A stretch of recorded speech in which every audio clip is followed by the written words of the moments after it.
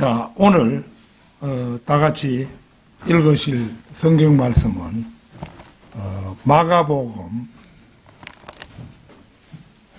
4장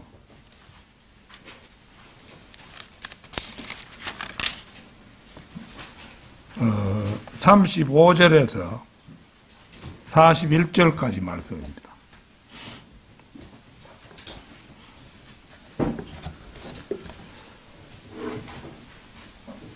다 찾으신 줄 알고 받들어 읽겠습니다. 그리고 같은 날 저녁이 되자 그분께서 그들에게 말씀하시기를 우리가 반대편으로 넘어가자 하시더라. 그리하여 그들이 무리를 돌려보냈을 때 그들은 그분께서 선박 안에 계신 그대로 그분을 모셔갔더라. 그리고 다른 작은 선박들도 그분과 함께 하였더라. 그런데 바람이 거센 크다란 폭풍이 일어나서 파도들이 선박 안으로 들이쳤으니 그렇게 되자 이제 선박이 물로 가득 찼더라. 그런데 그분께서는 선박의 뒤편에서 베개를 베고 잠드셨더라. 그러자 그들이 그분을 깨우며 그분께 말씀드리기를 스승님 우리가 죽는데 당신께서는 개의치 아니하시나이까 하니라. 그러자 그분께서 일어나시어 바람을 꾸짖으시며 바다에게 말씀하시기를 평온하라 잔잔하라 하셨더라. 그러자 바람이 그쳤으니 대단히 고요하게 되었더라. 그리고는 그분께서 그들에게 말씀하시기를 어찌하여 너희는 그토록 두려워하느냐 너희에게 믿음이 없으니 어찌 된 것이냐 하셨더라. 그러자 그들이 지극히 두려워하며 서로 말하기를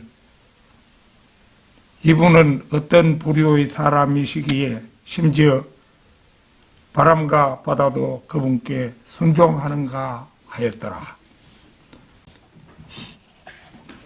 자, 오늘 오전에는 100% 하나님이시자 사람이셨던 예수 그리스도 100% 하나님이시자 사람이셨던 예수 그리스도 이런 제목으로 말씀드리겠습니다.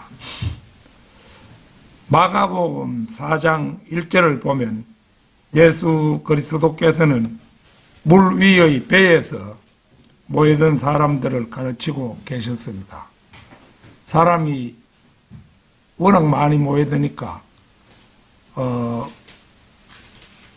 듣는 사람과 말씀하시는 분이 같이 땅 위에 있으면은 막 뒤에서 밀고 이래서 은혜스럽지 못한 장면이 연출될 수 있겠죠. 그러니까 예수님께서는 이제 배를 타고 말씀하시고 다른 사람들은 물가 언덕에서 이제 앉아서 그 말씀을 듣는 형국이죠. 그런데 이제 그 35절 말씀을 보면 배 위에 성선하신 채로 이제 반대편으로 넘어가기를 원한다고 이제 주님께서 말씀하셨습니다. 이 상황은 갈릴리 호수 반대편으로 곧장 자신이 타고 계시는 배편으로 가시겠다고 하신 것입니다. 자, 본문 36절 보겠습니다. 그리하여 그들이 무리를 돌려보냈을 때 그들은 그분께서 선박 안에 계신 그대로 그분을 모셔갔더라. 그리고 다른 작은 선박들도 그분과 함께 하였더라. 제자들은 언덕에 앉아 말씀을 듣던 무리를 돌려보낸 후 예수님께서 명령하신 대로 예수님을 그분께서 선박 안에 계신 그대로 이제 모셔가게 됩니다. 그 아득한 태초 하늘과 땅을 창조하셨던 창조주이시자 성부, 성자, 성령 중 제2위격의 하나님과 함께하는 백길이란 얼마나 즐겁고 안전한 이동이겠습니까? 출발할 때는 분명 물결이 잔잔했을 터이고 시시각각으로 저녁놀이 쓰러져감과 거의 동시에 이어서 하늘의 영롱한 별들이 하나둘 떠오르는 광경을 바라보며 제자들 중 몇몇은 노를 젓고 또 몇몇은 다정하게 마주 앉아 대화를 나누기도 했을 것입니다. 100% 하나님이시자 사람이셨던 예수 그리스도. 첫째는 갑작스럽게 닥친 돌발 상황입니다. 본문 37절입니다. 그런데 바람이 거센 크다란 폭풍이 일어나서 파도들이 선박 안으로 들이쳤으니 그렇게 되자 이제 선박이 물로 가득 찼더라. 보는 것처럼 갑작스럽게 그들에게 닥친 돌발 상황은 바람이 거센 크다란 폭풍이 일어난 일입니다. 예수님께서는 35절에서 우리가 반대편으로 넘어가자고 하셨습니다. 그것은 여정 중에 무슨 일이 일어나든지 제자들이 따라야 하는 단순한 말씀이었습니다. 그분은 전능한 하나님이시므로 그분께서 말씀한 이상은 그들은 시련을 겪을지는 모르지만 목적지에 안전하게 도착할 것은 기정사실입니다. 그런데 제자들은 주님께서 그들에게 하신 말씀을 믿지 못했습니다. 성도 여러분 가운데 혹시 자기 구원을 의심한다면 본문의 상황은 여러분에게 소중한 교훈이 됩니다.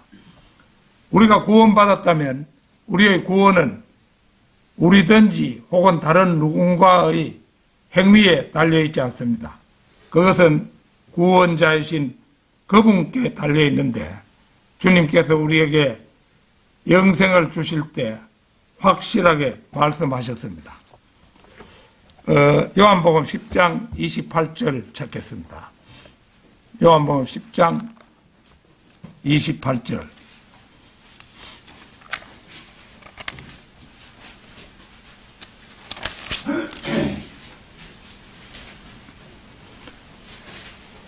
그리고 나는 그들에게 영생을 주노라. 그런즉 그들은 결코 멸망하지 아니할 것이요 아무도 나의 손에서 그들을 빼앗아내지 못할 것이라. 이것은 구원의 영원한 보장을 말씀한 부분입니다. 구원받은 사람은 결코 예수 그리스도의 손안에서 안전하다는 의미입니다. 우리는 구원받은 이상 주님의 손에서 그 누구도 빼앗길 수가 없는 존재입니다. 하나님이신데 누가 하나님 손에 있는 우리를 빼앗아 간단 말입니까? 그건 불가능한 일이죠. 구원받은 사람은 이미 그리스도의 몸의 일부가 되어 있기 때문에 그렇습니다. 우리가 구원받을 때 우리의 운명은 그 순간에 이미 결정되었습니다. 이것이 곧 예정의 의미입니다. 우리는 우리 자신이 그리스도와 똑같은 형상으로 변화되리라는 약속을 가졌습니다. 요한일서 3장 2절 찾겠습니다. 요한일서 3장 2절.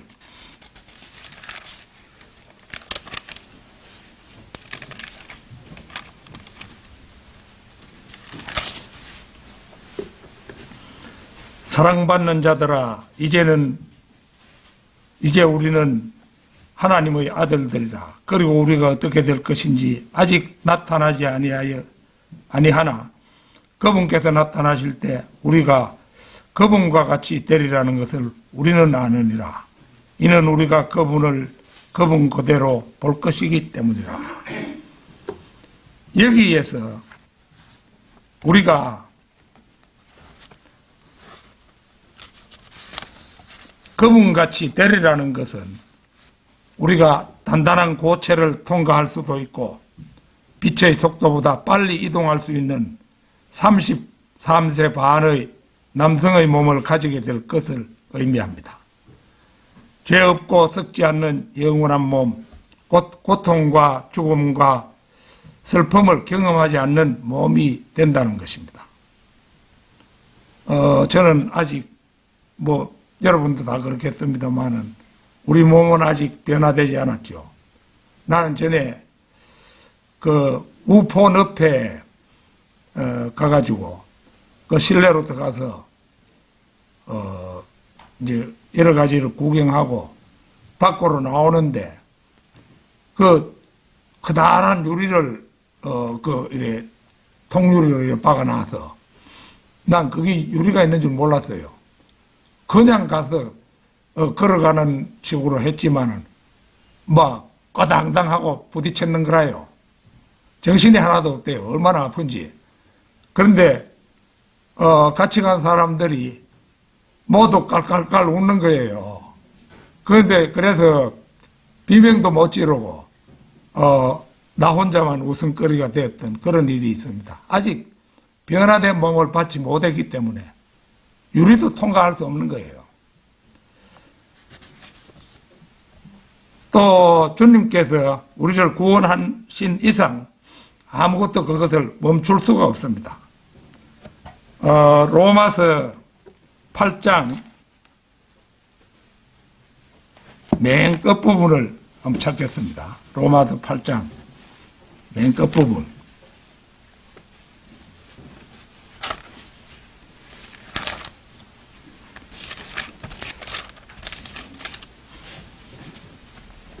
자, 38절, 39절입니다.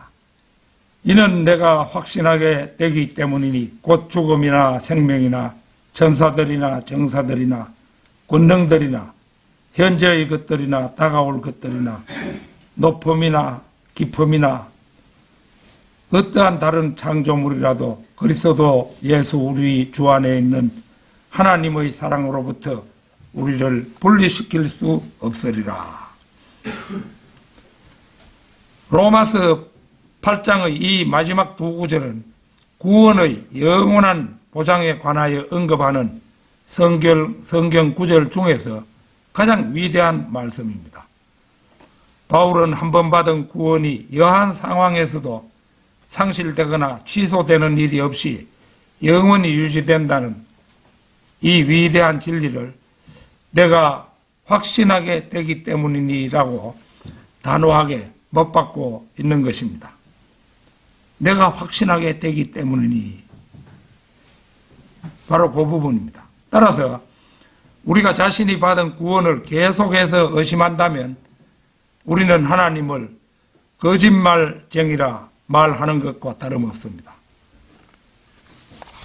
마태복음 24장 13절 찾겠습니다. 마태복음 24장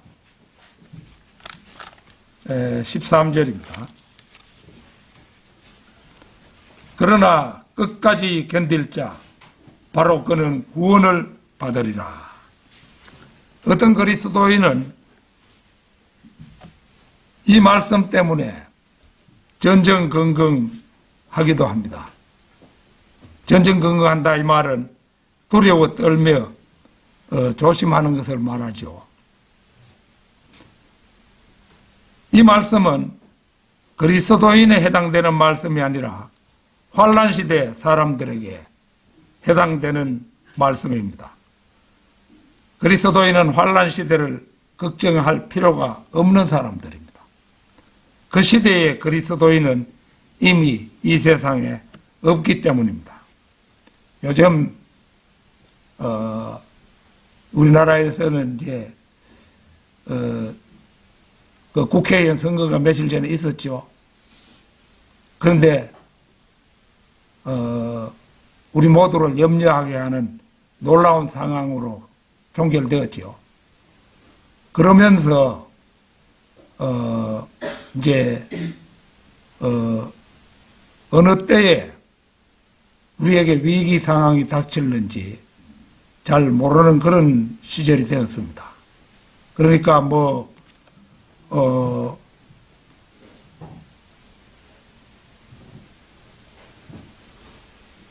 그 보면은 국제 정세도 어지럽죠. 어지럽고 또 우리나라의 상황도 아주 무슨 사태가 일어날는지 가늠할 수 없는 그런 불안하기 이를 데 없는 그런 때라고 할 수 있습니다. 4월에 어떤 금융에 관한 큰 사고가 터질는지 모른다. 뭐 이러면서 사람들을 불안해하고 있습니다. 지금이 바로 그때입니다. 뭐 금값이 막 솟아오르고 환율도 막 솟아오르고 이런 이제 시기가 되었죠. 그러니까 우리나라에 무슨 일이 일어날는지 모르는 거예요. 은행들도 아마 파산하게 되는 그런 사태가 일어날는지도 모릅니다. 국제 정세로 볼 때도 이제 이 동양에 중국을 그 상대로 해서 여러 가지 포위망을 이래 짜고 있죠, 미국이. 뭐 필리핀, 일본, 미국 이렇게 세 나라가 뭐 동맹을 맺는다든지. 그런데 여러 가지 동맹이 있는데 한국은 그 중국을 가로막는 어떤 동맹에도 현재 가입하지 않았어요. 사람이 좀 확실하게 판단을 내리고 자기들이 가입할 동맹 같은 것에는 가입해야 되는데 중국 눈치 보느라고 가입하지 못하는 거예요. 그래서 우리나라에는 무슨 일이 일어날는지 모릅니다. 중국이 북한에게 너희가 남쪽을 공격해라. 우리는 대만을 공격하겠다. 이래가지고 시작해버리면 우리나라에도 갑작스레 전쟁이 일어날 수 있습니다.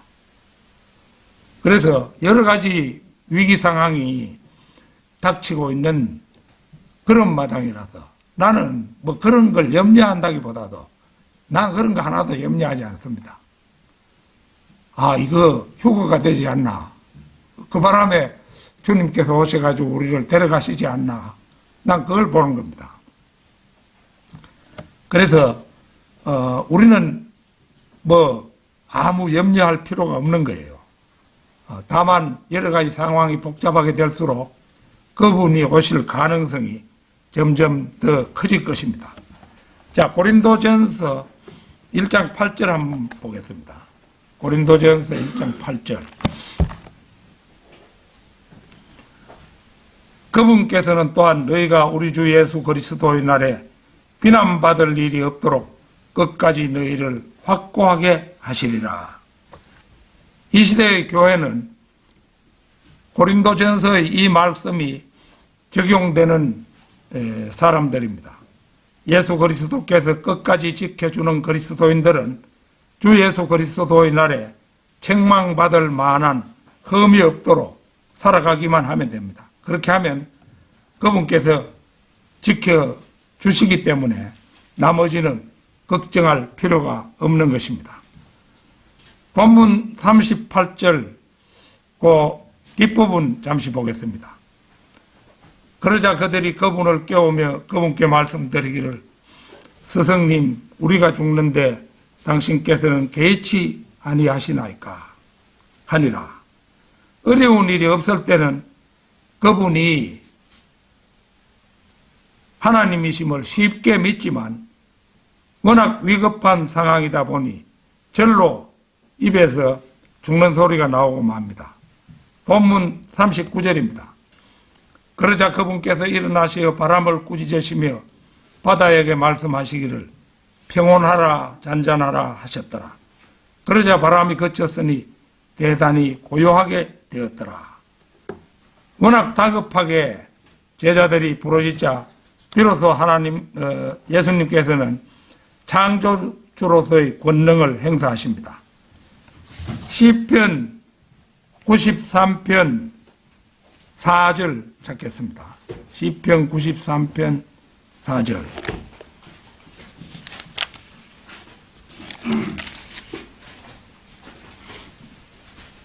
시편 93편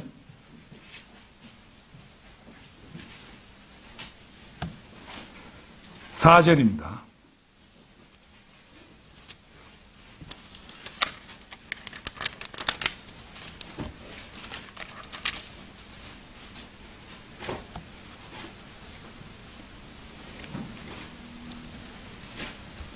높이 계신 주께서는 많은 물들의 떠들썩한 소리보다 막강하시니 진정 바다의 막강한 파도들보다 더 막강하시니이다.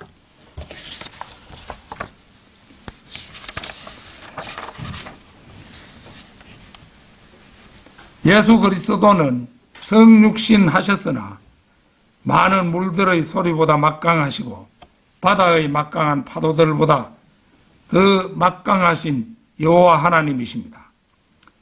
우리가 즐겨 부르는 찬송가, 이제 조금 있으면 이제 또 부르겠습니다만 우리가 389장 찬송가는 바로 마가복음 4장 39절에서 나왔다고 생각이 됩니다. 거기에 보면은 권세 능력 무한하사 모든 시험 이기고 풍랑조차 복종하는 내 주 앞에 고하니 주여 나를 돌아보사 고이 품어주시고 험한 풍파 지나도록 나를 숨겨주소서.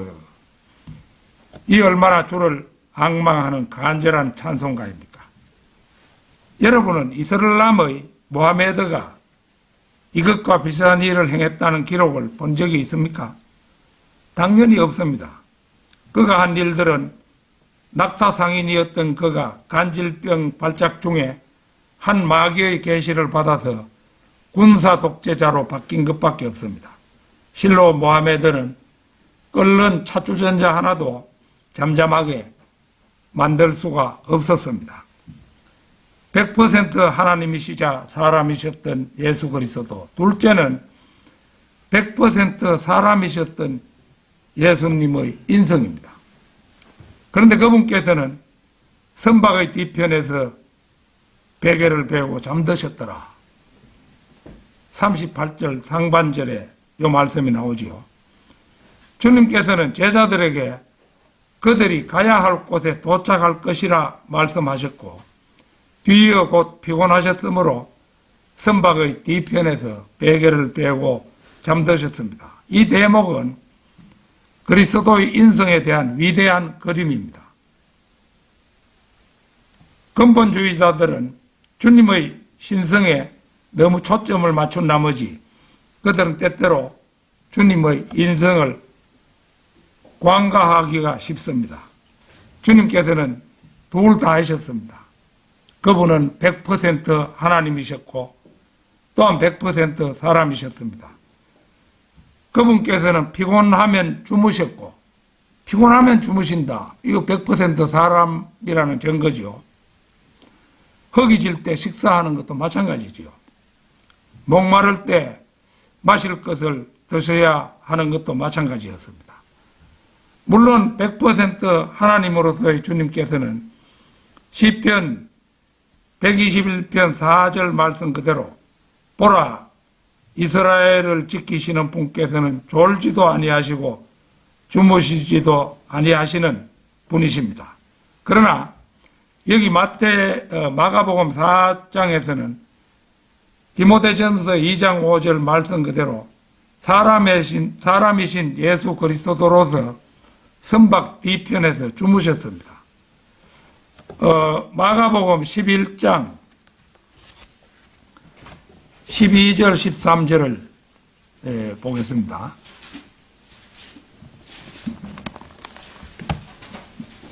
마가복음 11장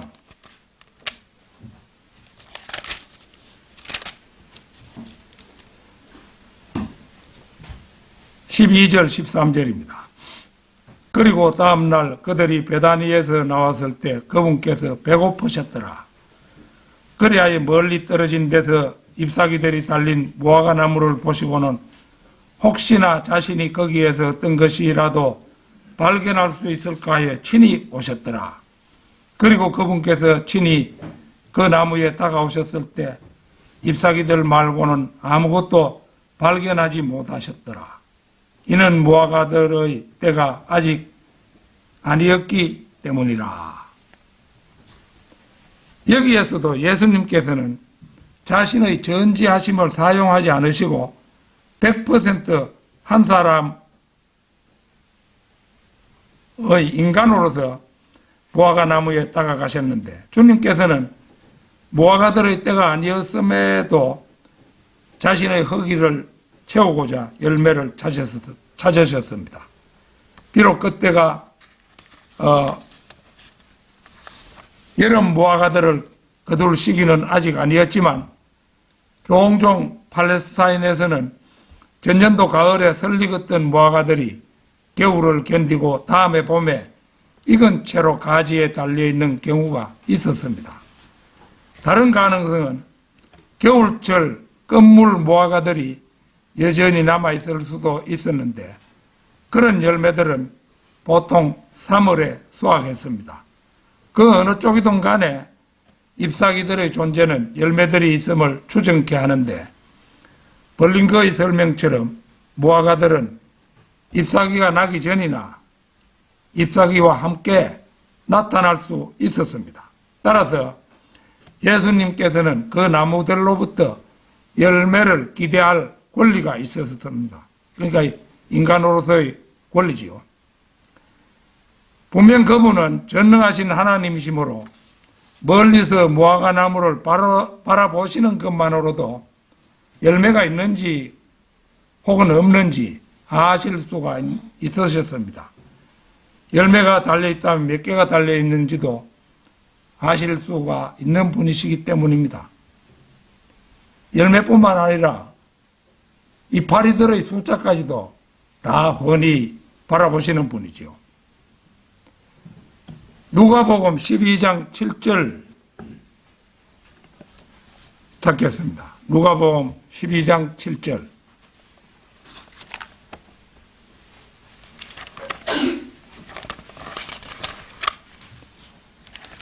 (12장 7절)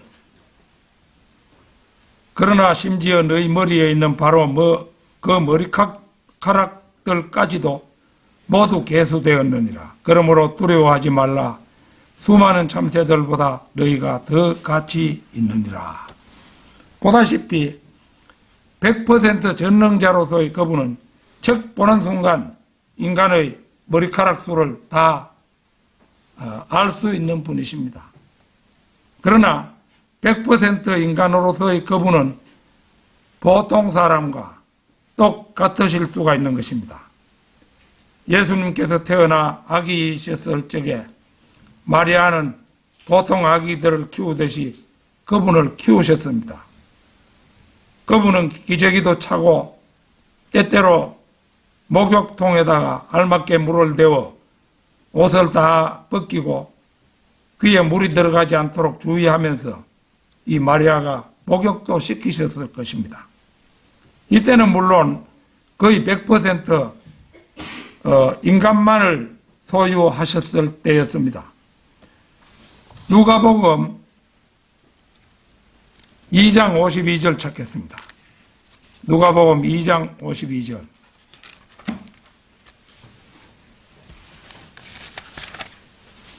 (2장 52절)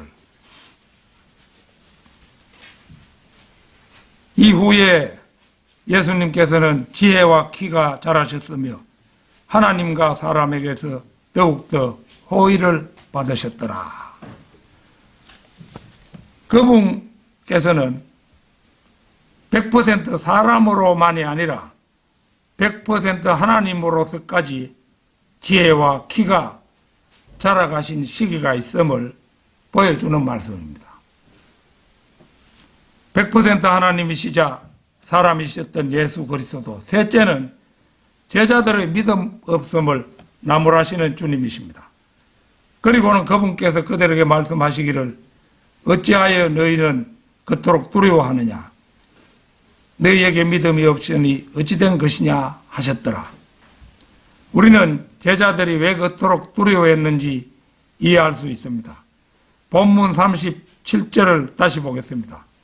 그런데 바람이 거센 커다란 폭풍이 일어나서 파도들이 선박 안으로 들이쳤으니 그렇게 되자 이제 선박이 물로 가득 찼더라. 순풍에 돛단 듯이 모든 일이 순조롭게 잘 풀려가면 우리는 아무것도 두려워하지 않습니다. 그러나 순조롭던 뱃길에 갑작스럽게 바람이 거센 커다란 폭풍이 닥치면 웬만한 사람은 죄다 비관적이 되고 우왕좌왕하기 마련입니다. 마음의 평정심을 갖지 못하고 눈앞의 현실이 사실보다도 과장되어 우리를 엄습합니다. 그 경우 우리는 웬만한 사람을 제외하고는 가졌던 믿음을 송두리 때 잃어버리고 어쩔 줄을 모르게 되고 마는 것입니다. 시편 46편 1절에서 3절 한번 찾겠습니다. 시편 46편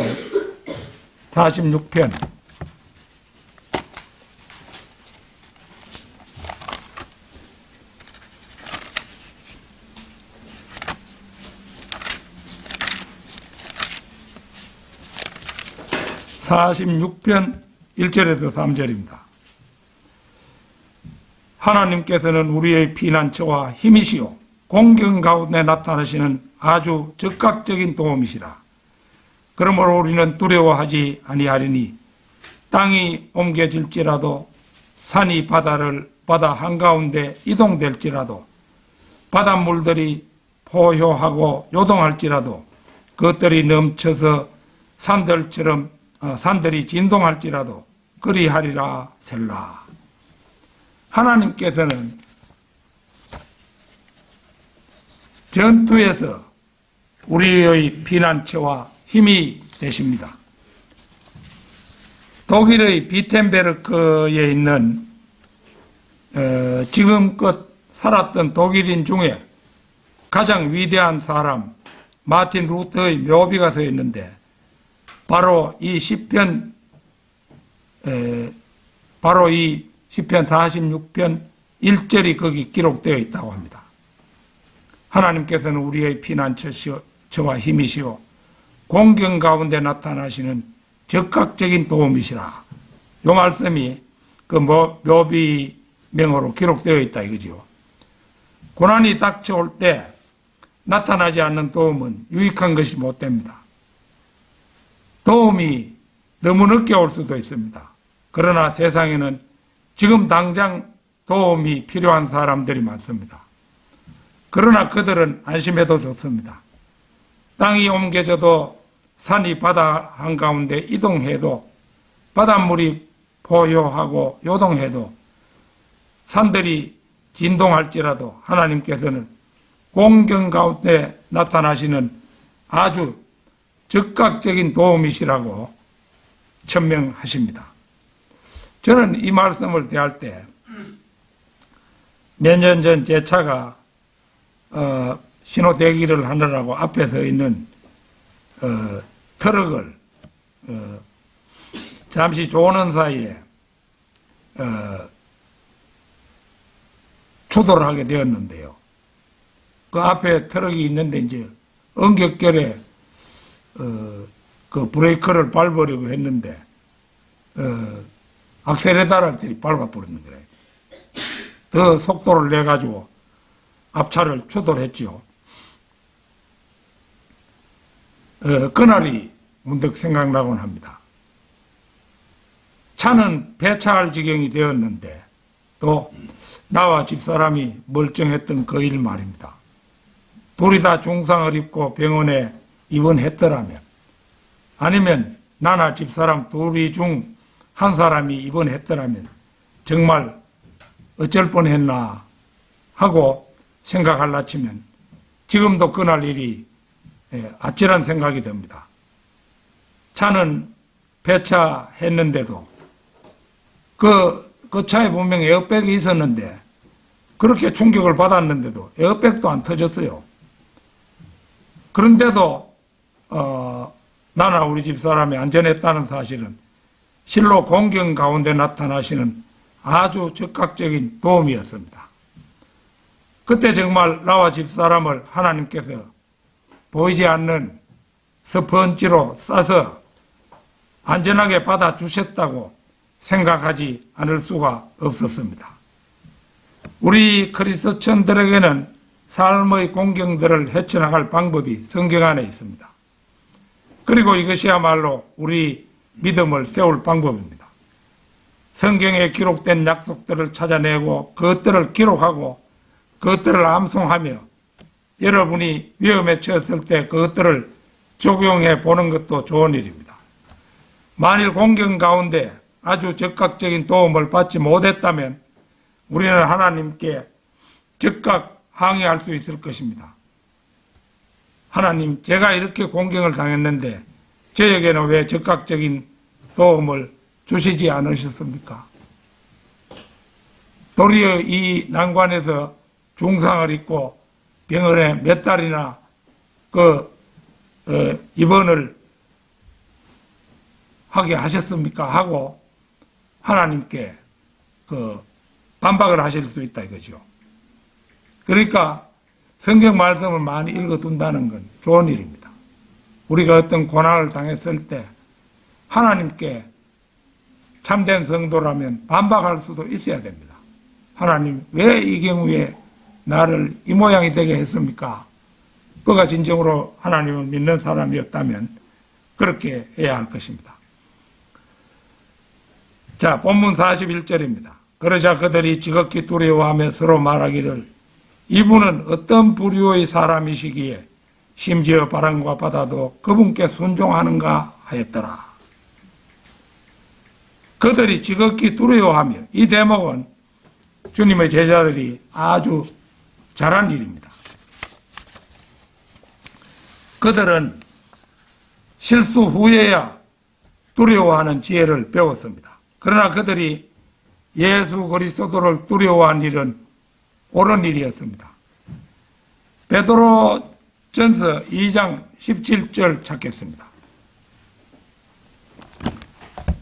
베드로전서 2장 17절.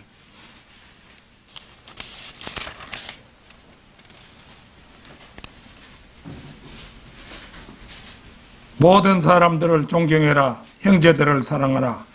하나님을 두려워하라. 왕을 공경하라. 세상 사람들은 왕을 존경하느라고 하나님을 두려워하지 않는 경우가 많습니다. 그러나 이 구절은 하나님을 두려워하기 때문에 왕을 존경하라는 의미입니다. 왕을 존경하는 것은 왕이 존경할 만하다거나 왕이 두려워서가 아니라 그 왕을 세우신 하나님을 두려워하기 때문입니다. 이분은 어떤 부류의 사람이시기에 심지어 바람과 바다도 그분께 순종하는가? 본문 41절 말씀이지요. 주님께서는 사람의 형상으로 오신 창조주이신 그분이십니다. 주님께서는 바로 100% 하나님이시자 100% 사람으로 오신 신인이신 것입니다. 결론적으로 주님을 주님으로 바로 안다는 것은 아주 요긴하고 필요 불가결한 일입니다. 아무나 주님을 바르게 인식한다면 주님을 주님으로 믿지 않을 사람이 누구이겠습니까? 요한복음 14장 6절 잠시 찾겠습니다. 요한복음 14장 6절.